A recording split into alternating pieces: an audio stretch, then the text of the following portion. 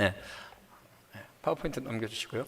이스라엘 백성들이 가나안 땅에 이스라엘 백성들이 출애굽한 이후에 많은 하나님의 기적의 역사를 경험하면서 이제 광야길을 지나고 있었습니다. 한두 사람이 아니죠. 장정만 20세에서 55세 장정만 무려 60만 명이 넘었습니다. 어린이 또 나이 드신 할아버지 할머니까지 한다면 뭐 작게 잡으면 뭐 150만 해서 200만, 많이 잡으면 뭐 300만이 넘는 사람들이 많이 있죠. 근데 지도자는 모세 한 명이었어요. 그러니까 사람이 많이 모이면 어쩔 수 없이 문제가 생기기는 마련입니다. 근데 모세가 말씀도 전해야 되고 또 뭐 성경도 가르쳐야 되고 또 그 문제도 해결하려고 하다 보니까 얼마나 많이 힘들어요. 이제 그거를 옆에서 보고 있던 그 장인 이드로가 그렇게 하지 말아라. 너희가 하나님의 말씀을 듣고 그 가운데에서 유력한 자들을 모아서 너가 그 사람들을 세워서 수령으로 삼고 세워서 그들을 너의 말씀으로 가르치고 또 그 수령들이 일반 백성들에게, 다른 백성들에게 말씀을 가르치고 지도할 수 있도록 해라 라고 지혜를 줍니다. 그래서 수령들 중에 각 지파제에서 수령들을 삼아서 이제 지도자들을 세우게 되죠. 구약 성경 말씀해 보면 18장 출애굽기 18장 말씀해 보면 너는 또 온 백성 가운데 능력 있는 사람들 곧 하나님을 두려워하며 진실함에 불의한 이익을 미워하는 자를 살펴서 백성 위에 세워 천부장과 백부장과 50부장과 10부장을 삼아 이렇게 말씀하고 있죠. 또 신명기 1장 말씀에도 이렇게 말씀하십니다. 내가 너희 지파의 수령으로 지혜가 있고 인정받는 자들을 취하여 너희 수령을 삼되 곧 각 지파를 따라 천부장과 백부장과 50부장과 10부장과 조장을 삼고 이렇게 말씀하고 계세요. 하나님의 나라에 왜 이렇게 하나님께서 사람을 세워야 할까요? 하나님께서 어떤 문제가 있거나 어떤 일이 있을 때 하나님께서 짠 하고 나타나셔서 이쪽으로 가라 말씀해 주시면 얼마나 편하겠습니까? 그렇죠? 예를 들어서 그 길이 아니면 하나님께서 갑자기 산을 만들어 가지고 길을 막 막아버리시고 이쪽 길을 가야 되면 갑자기 대로를 확 넓혀 주셔가지고 그 길로 가게 만드시고 그럼 얼마나 편하겠어요. 근데 하나님께서 하시는 사역 방식은 그게 아니에요. 하나님께서 이렇게 모든 사람들을, 믿음의 사람들을 하나님의 나라라고 하는 하나님의 백성들을 이끄시는 데 있어서 하나님의 사역 방식은 그것이 아닙니다. 하나님의 사역 방식은 사람을 통해서 일하신다는 거예요. 무엇을 통해, 누구를 통해서 일하셔요? 사람을 통해서. 하나님의 사람들을 세우시고 사람을 통해서 일하십니다. 사사시대 때 사사기 있었고요, 선지자들이 있었죠. 또 하나님의 많은 믿음의 사람들을 하나님께서 세워주셔서 하나님은 사람을 통해서 일하셨어요. 하나님께서 직접 애굽에서, 이집트에서 이스라엘 백성들을 끌고 오실 때도 하나님께서 강권적으로 막 나타나셔가지고 막 이끌어 가시고 그것이 아닙니다. 모세를 세우셨죠. 그래서 기적도 모세를 통해서, 모세와 아론을 통해서 기적을 일으키셨고 말씀을 하셨고 그들에게 이스라엘 백성들을 이끄셨어요. 반드시 사람을 통해서 일하십니다. 그리고 또 사람을 통해서 일하시는 그 말씀들을, 하나님의 뜻과 계획들을 기록해서 전달하시는 방식으로 또 하나님께서는 그 말씀을 일하세요. 그래서 이렇게 성경 말씀이 우리에게 있는 거죠. 또 성경 말씀에 보면 어떤 야세르 책에 기록해라, 무슨 열왕기설에 기록되었더라, 또 이 노래를 여호수아에게 들려 외우게 하고 익히게 해서 기록해서 전하라, 이런 말씀들이 많아요. 그래서 하나님은 사람을 통해서 일하시고 그 뜻과 계획을 기록해서 전달하시는 방식으로 지금까지 이어오셨어요. 누구도 그렇게 할까요? 우리의 원수 마귀도 이 방식으로 일을 해요. 자신의 편의 사람들을 세우고 자신의 편의 법을 세우고 그 사탄의 뜻과 계획들을 기록으로 남겨서 하나님께 대항을 합니다. 그 하나님의 사람들이, 믿음의 사람들이 하나님의 사역 방식을 바로 깨닫고 그 사역 방식에 따라서 명확한 하나님의 수령들이, 믿음의 사람들이 세워져서 일을 해 나가야 되는 거죠. 그래야 우리가 사탄의 공격 방식에 또 싸워서 이길 수가 있는 것이죠. 하나님께서 모세, 또 10부장, 50부장, 100부장, 1000부장을 세우신 이유에 대해서 출애굽기 18장에 이렇게 말씀하세요. 먼저는 조금 전에 말씀드렸듯이 모세가 혼자 사역을 감당할 수가 없었습니다. 모세는 한 명이죠. 이스라엘 백성들은 장정 남자만 60만 명입니다. 그 사람들을 다 일일이 가르치고 지도하고 하나님의 뜻을 이끌어내며 가나안 땅에까지 이끌어가기에는 너무 한 사람의 힘은 역부족인 거죠. 그래서 하나님의 일은 혼자 하는 게 아니에요. 하나님의 일은 함께 해야 돼요. 믿음의 사람들이 함께 기도하고 함께 이 목회적 사명의 한 가지 목표를 가지고 함께 쭉 함께 가야 돼요. 그래서 교회의 모든 직분과 모든 체계들은 하나님의 선교적 사명을 놓고 함께 기도하고 그 사명을 함께 성취해 나가기 위해서 존재하는 거예요. 그래서 혼자 사역을 감당할 수가 없기 때문에 그렇습니다. 그리고 또 그 목적이 백성들을 위해서, 다른 무엇이 아니라 하나님의 백성들, 하나님의 믿음의 사람들, 성도들이 하나님의 뜻과 계획을 바로 깨닫고 하나님의 말씀을 제대로 알고 그 말씀 안에서 거룩한 주의 사명을 감당해 나가며 믿음 안에서 온전히 하나님의 복을 받으며 살아가기 위해서, 그러니까 백성들이 하나님의 말씀 안에서 제대로 은혜와 복을 받고 살아가기 위해서 이런 지도자들이, 직분자들이 필요한 거죠. 다른 것을 위해서가 아니라 믿음의 사람들, 성도들 한 사람 한 사람을 위해서 필요했던 것입니다. 어떤 방법을 가지고 그러면 이 직분자들 10부장, 50부장, 100부장, 1000부장이 어떤 일을 했냐 하면 출애굽기 18장 20절 말씀에 보면 율법과 법도를 가르쳤어요. 기본적으로 하나님의 말씀을 가르쳤어요. 모세가 이 세워진 이 사람들에게 집중적으로 하나님의 말씀을 가르칩니다. 하나님의 율법이 어떤지를 가르치고 어떻게 재판을 해야 되고 어떻게 사역을 해야 되는지를 다 가르쳐 주는 거예요. 그러면 이 사람들이 거기에 맞춰서 재판도 하고 백성들을 가르치고 가정을 이끌고 또 자신의 지파에 가서 자신의 지파 사람들을 그 뜻과 계획 안에서 이끌어가는 거죠. 그래서 교회에 하나님의 백성의 하나님의 나라의 가장 기본적인 모든 직분자들의 사명은 무엇이냐면 말씀을 가르치는 거예요. 여기 있는 모든 직분자들의 가장 기본적인 사명이 뭐예요?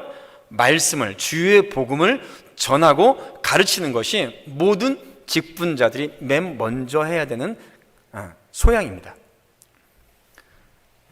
그리고 교회 목회자는 그것을 위해서 전심전력해서 지도해 나가야 되는 거죠. 그래도 20절에 율례와 법도를 가르치며 그러면서 마땅히 갈 길과 할 일을 가르쳐라 라고 말씀하시는 거죠. 그러니까 하나님의 백성들이 하나님의 말씀을 배우고 그 안에서 해야 할 일들, 예를 들어서 교회 안에서 무슨 일을 해야 되는 건지, 그 각 어떤 지역이나 또 사명에 따라서 무슨 일을 해야 되는지 지도해 나가는 거죠. 그리고 때를 따라 백성들을 심판해 나가는 것, 재판해 나가는 것, 어떤 것이 선이고 하나님의 말씀에 따라서 어떤 것이 죄인지를 이렇게 가르쳐 나가는 것이 누가 했던 일이냐면 모세, 10부장, 50부장, 100부장, 1000부장이 했던 일입니다. 자, 이것을 기반으로 해서 지금도 여전히 하나님의 교회가 이루어지고요. 이것을 기반으로 해서 신약에 있는 직분들이 그대로 세워지는 거예요. 골로새 1장 25절 말씀해 보면 교회의 직분에 대해서, 일꾼이 하는 일에 대해서 이렇게 말씀하십니다. 우리 같이 읽어볼게요. 시작. 내가 교회에 일꾼 된 것은 하나님이 너희를 위하여 내게 주신 직분에 따라 하나님의 말씀을 이루려 함이니라. 아멘. 예. 무엇을 이루려 한다고요? 예, 하나님의 말씀, 하나님의 복음, 그 말씀이 교회 또 각 성도들 또 믿지 않는 자들에게 전해져서 하나님의 말씀, 그 명령이 제대로 이루어질 수 있도록 하는 일들이 교회 일꾼, 교회 모든 직분자들이 해야 되는 첫 번째 가장 중요한 목표라는 것이죠. 그것을 위해서 신약의 교회도, 신약 시대에 나와서 교회도 이제 직분이 생겨집니다. 크게 집사, 장로 두 개의 직분이 있어요. 그래서 성경에 나오는 직분은 딱 두 가지입니다. 집사와 장로예요. 그리고 사실 이게 가장 중요합니다. 목사는 없어요. 에베소 4장 11절 말씀해 보면 목사와 교사로라고 되어 있는데요. 그래서 목사는 명확하게 얘기하면 잘못 번역된 겁니다. 목사가 아니라 말씀을 가르치는 모든 직분자를 목사라고 표현을 한 거예요. 그러니까 교사, 말씀을 가르치는 교사의 다른 직임을 목사라고 얘기하는 거죠. 굳이 얘기한다면 목자 또는 멘토라는 얘기를 많이 쓰죠. 멘토, 이렇게 의미를 따라 얘기할 수 있습니다. 그래서 우리 초대교회 당시에도 또 기독교 우리 한국교회 당시에도 교회 선교사님들이 오셔가지고 이제 믿음이 좋고 잘 양육된 사람들, 또 전도에 열심히 있는 사람들, 교회 사명감을 가지고 열심히 사역하는 그런 성도들에게 집사 직분을 줬고, 그 중에서 또 특별한 사람들을 장로로 세웠어요. 또 집사와 장로의 직분을 가지고 있는 사람들 중에 전도와 양육에 있어서 특별한 은사와 그리고 하나님의 사명감이 투철한 사람도 있습니다. 그분들 중에서 또 특별히 선교사님들이 뽑아서 그들에게 신학을 좀 더 집중해서 가르치고 안수를 줘서 그 교회의 지도자, 목사로 삼았어요. 그래서 목사는 집사와 장로에서 뽑혀서 세워졌던 사람들이 목사입니다. 그걸 또 전문적으로 더 말씀에 있어서 집중하게 하고 또 말씀에 전념해서 가르치고 전할 수 있도록 목사라는 직임을 좀 더 전문적으로 세운 거죠. 그것을 이제 기억하고 반드시 아셔야 됩니다. 그렇기 때문에 모든 직분자들의 기본적인 사명은 복음을 전하고 양육하는 거예요. 초대교회 당시에도 이제 교회 성도들이 많아지고 하니까 역시 교회 문제들이 당연히 생겨나죠. 그래서 이제 집사님들을 세웁니다. 맨 처음에 7 집사님들을 세우고, 여기서 이제 성경에서 말하는 집사는요, 지금의 안수 집사예요. 서리 집사가 아니고 안수 집사 개념으로 기억하시면 됩니다. 사도행전 6장 말씀해 보면 그때 제자가 더 많아졌는데 헬라파 유대인들이 자기의 과부들이 매일의 구제에 빠짐으로 히브리파 사람을 원망하니 12사도가 모든 제자를 불러 이르되 우리가 하나님의 말씀을 제쳐놓고 접대를 일삼는 것이 마땅치 아니하니. 그러니까 이때에도 성도들이 많아지니까 모세가 혼자 일을 많이 했던 것처럼 몇 명 되지 않는 사도들이, 또 다른 사도는 어디 가 있고 또 어떤 사도는 또 잡히고, 몇 명 되지 않는 사도들이 많은 성도들을 이렇게 일일이 다 하려니까 힘든 거예요. 그러니까 그 중에서 3절에 형제들아 너희 가운데 성령과 지혜가 충만하여 칭찬받는 사람 7을 택하라. 우리가 이 일을 그들에게 맡기리라 하셨습니다. 그래서 그 중에서 7명의 집사에게 안수해서 특별히 이제 장로들, 사도들은 말씀을 전하는 데에도 더 깊이 하고, 여기서 세워진 집사님들은 뭘 했냐면 이제 성도들을, 일반 성도들을 양육하고 돌보고, 특별히 믿음이 연약하고 또 물질적으로 어려운 그런 성도들을 돌본 일들을 많이 했죠. 그래서 사도행전 6장에 보면 집사에 있어서 가장 중요한 테마가 뭐냐면 성령과 지혜가 충만한 사람이에요. 성령과 지혜가 충만한 사람. 6장 10절 말씀에도 특별히 이 집사님들 중에서 시드반 집사님에 대해서 말씀하고 있는데요, 지혜와 성령으로 말했다라고 말씀하고 있습니다. 지혜와 성령으로 말했다. 왜 이렇게 하나님께서 기록해 놓으셨을까요? 어려운 사람 돌보고, 경제적으로 어려운 사람 돌보고 구제해주고 하는데 왜 굳이 성령과 지혜가 충만한 사람이 해야 될까요? 여러분, 가서 사람을 위로하고 아픈 사람 위로하고 하는 것은 그냥 가서 얼마나 힘드세요? 아프세요? 사람 말로 위로해주면 참된 위로가 안 돼요. 참된 위로는 누구 안에 있을 때 가능합니까? 하나님 안에 있을 때, 하나님의 말씀이 선포되고 성령 안에 있을 때에 참된 위로와 평안함이 있는 줄로 믿습니다. 그렇기 때문에 사람을 위로하고 할 때도 하나님의 말씀과 기도가 함께 가야 되는 거죠. 그러니까 집사님들이 그 사역을 할 때 성령과 지혜가 반드시 충만하고 필요한 거예요. 우리 교회 헌법에도 이렇게 나와 있습니다. 교회 헌법에도 집사가 하는 일에 대해서 어떻게 되어 있냐면 목사 장로와 협력하여서 빈핍 공공한 자를 권고하고 환자와 갇힌 자와 과부와 고아 모든 환난 당한 자를 위문하되, 이렇게 돼 있어요. 위문하되. 자, 위로하고 권고할 때 그냥 사람의 말로 가는 게 아니라 기도하고 하나님의 말씀을 그 심령에 심어줄 때 참된 위로와 평안함이 있는 거죠. 성령과 지혜가 있어야 돼요. 그래서 집사님들의 가장 기본적인 직분자의 가장 모든 직분자의 기본은 뭐냐면 성령과 지혜의 말씀입니다. 그래서 말씀을 전할 줄 알아야 돼요. 기본적으로 직분자들은 복음을 전할 줄 알아야 돼요. 그렇다 하지 못하더라도 가서 함께 손을 잡고 기도해주고 성경 말씀이라도 같이 읽어야 돼요. 기본적으로 말씀입니다. 그리고 이 모든 것들을 당회의 감독하라 행함, 이거는 나중에 뒤에 가서 좀 더 깊이 있게 말씀드리겠습니다. 그래서 그 모든 것들을 실제적으로 활동적으로 행하시는 분들이 집사님들이에요. 안수 집사님들이. 그래서 가장 눈에 띄게 많이 움직이는 사람들이 누구냐면 남자 중에 안수 집사님들이 교회에서 많이 움직이게 돼요. 쿵탕쿵탕 되면 안수 집사님이셔야 되고 저쪽에서 쿵탕쿵탕 되면 안수 집사님이셔야 되고 집사님들이 되셔야 됩니다. 그래서 집사님들은 기본적으로 이런 일을 하는 것을 맡아서 하는 것이고요. 지금 교회에서도 마찬가지죠. 이 일을 하셔야 돼요. 하나님의 말씀과 기도로 성도들을 위문하고 또 특별히 연약한 자들을 말씀으로 양육하는 일들이 집사님들이 하시는 일들입니다. 자, 그러면 권사님들은 어떤 일을 하시냐? 권사라는 직임은 성경에는 없어요. 그런데 여자 집사는 있어요. 그래서 권사라는 단어는 맨 처음에 미국 감리교회에서 비슷한 말을 만들었어요. 나중에는 이제 없어졌는데, 한국교회 선교 초기에 이제 선교사님들이 와서 여자 성도들에게 이제 전도부인 또 권서인이라는 이제 권서부인이라는 직임을 맡깁니다. 이 권서인이라는 건 뭐냐면 성경책 있죠. 성경책을 파는 사람들이에요. 옛날에 성경책 뭐 다 파는 게 아니라 요한복음이면 요한복음, 뭐 성경책을 다 팔기도 하고 이렇게 해서 이제 성경책을 또 신앙서적을 팔고 다니시는 분들이었어요. 근데 권서인은 남자도 있었고 여자도 있었습니다. 근데 여자 성도들이 맡고 있는 이 권서인들, 권서부인들의 사역이 굉장히 뛰어나게 하는 거예요. 전도부인들이 너무나도 사역을 엄청나게 하시는 거예요. 그래서 남자 권서인이 하는 것보다 여자 권서인이 하는 일이 더 커지고 더 많은 여자 성도들이 교회에 나오고 교회가 막 부흥하는 거죠. 그래서 한국 기독교 초창기에는 권서부인, 여자 권서인들만 모아놓고 하는 부흥회가 따로 있었어요. 얼마나 이제 여자 성도들이 많이 교회에 찾아오고 부흥을 하는지.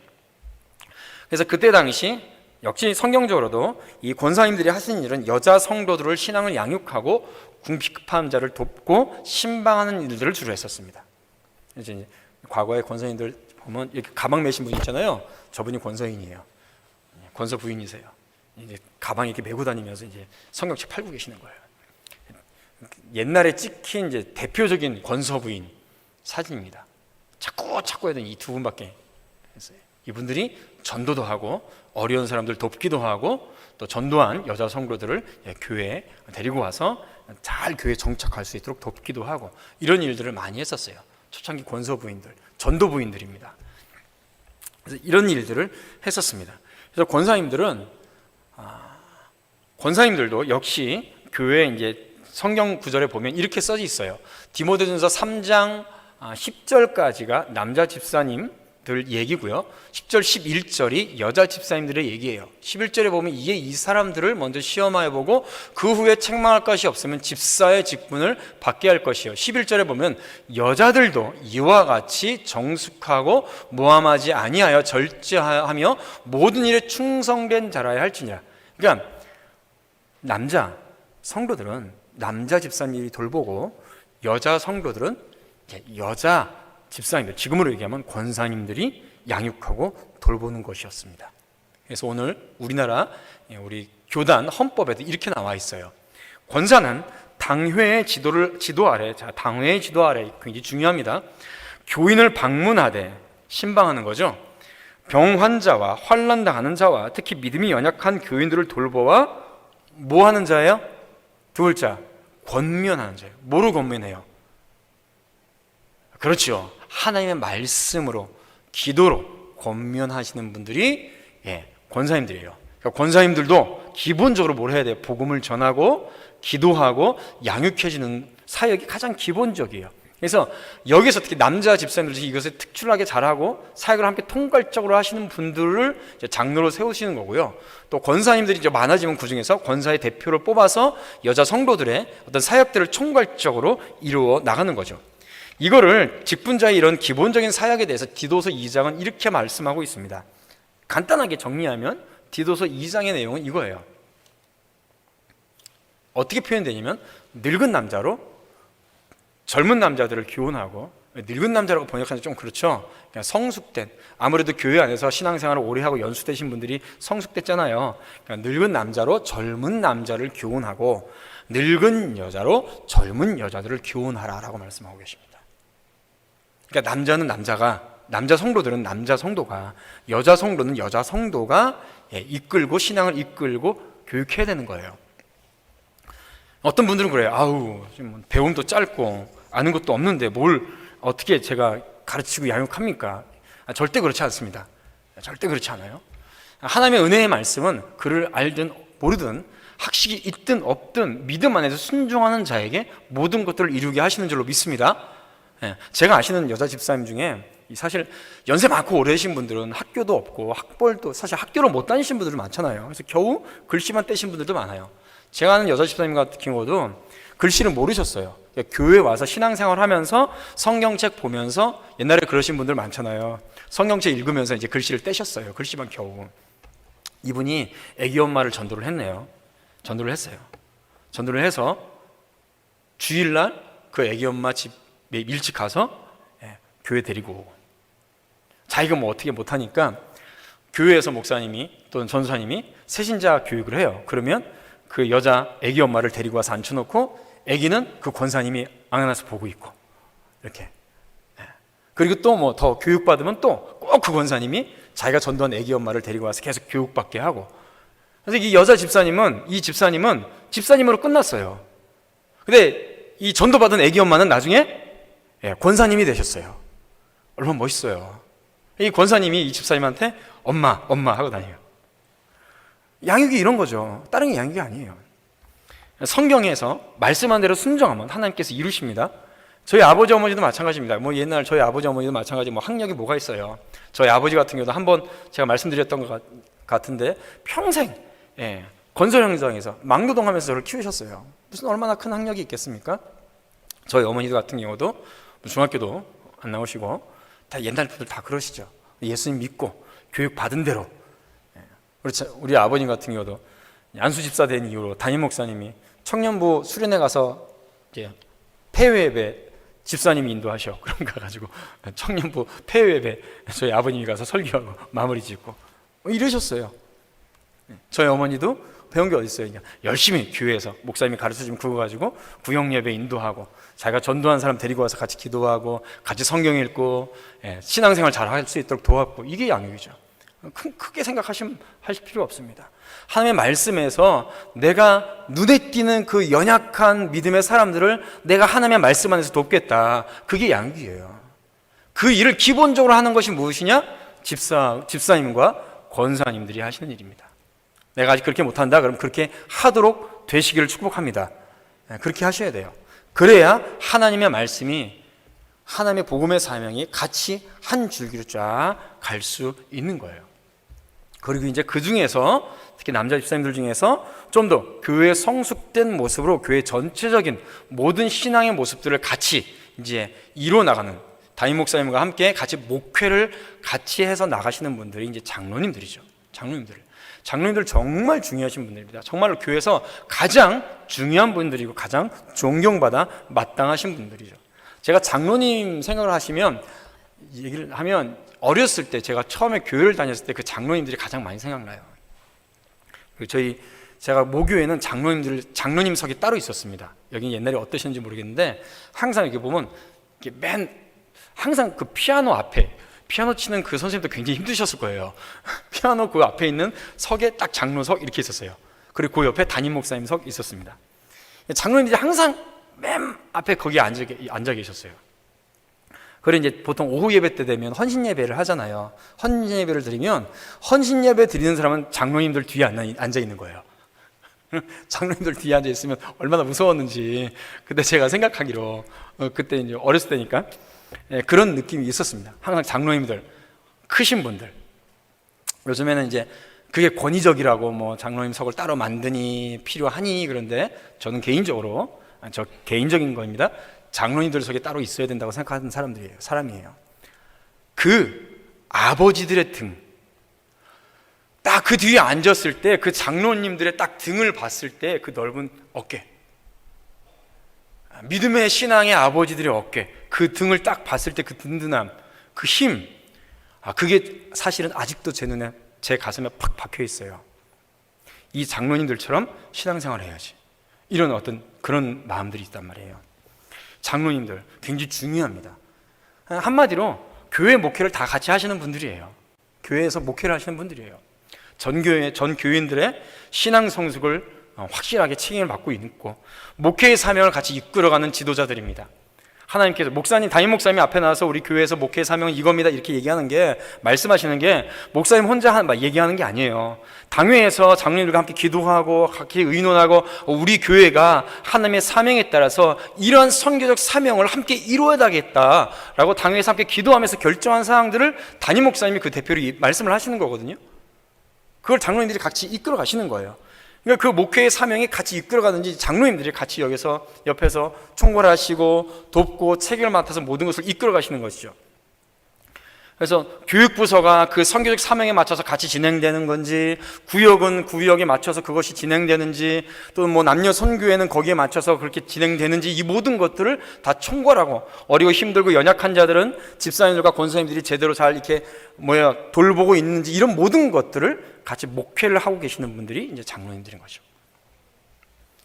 그러니까 이게 장로님들을 위해서, 그래서 교회를 제가 괜히 교회를 위해서 기도할 때 장로님들을 위해서 먼저 기도할지 괜히 그러는 게 아니에요. 장로님들이 정말로 중요하신 분들이고, 또 장로님들의 권위에, 당회의 권위에 순종하고 그 믿음 안에서 있어야 됩니다. 교회가 여러 직분자들이나 또 여러 사역 매체들이 당회의 지도 아래 있지 않는 것은 불법이에요. 아무리 좋은 일을 한다고 할지라도 반드시 덕스럽지 않고 문제가 생기게 되어 있습니다. 왜냐하면 담임 목사님과 장로님들이 그 당회에서 우리 교회에 하나님께서 주시는 목회적 사명은 이겁니다라고 그 목회적 사명에 따라서 함께 지도해 나가는데, 그 지도 밖에 있는 거예요.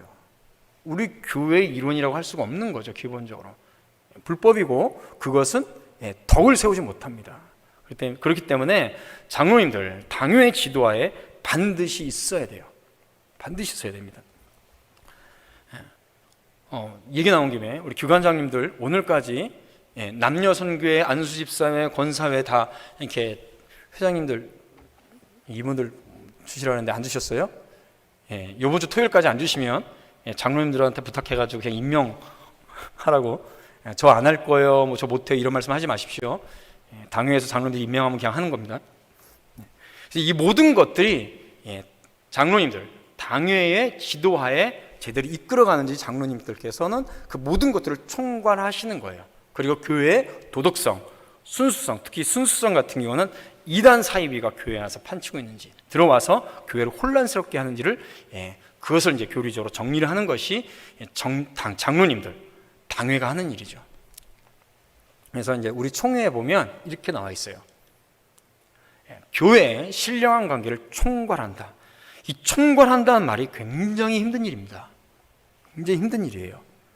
그래서 교회에 모든 문제가 있는지 그 모든 것들을 돌아보고 그 책임을 다하시는 분들이 장로님들이고 당회가 하는 일들이죠. 그렇기 때문에 그 권한이 있는 거예요. 그리고 그 권위가 있는 거고, 그 권위를 인정해야 돼요.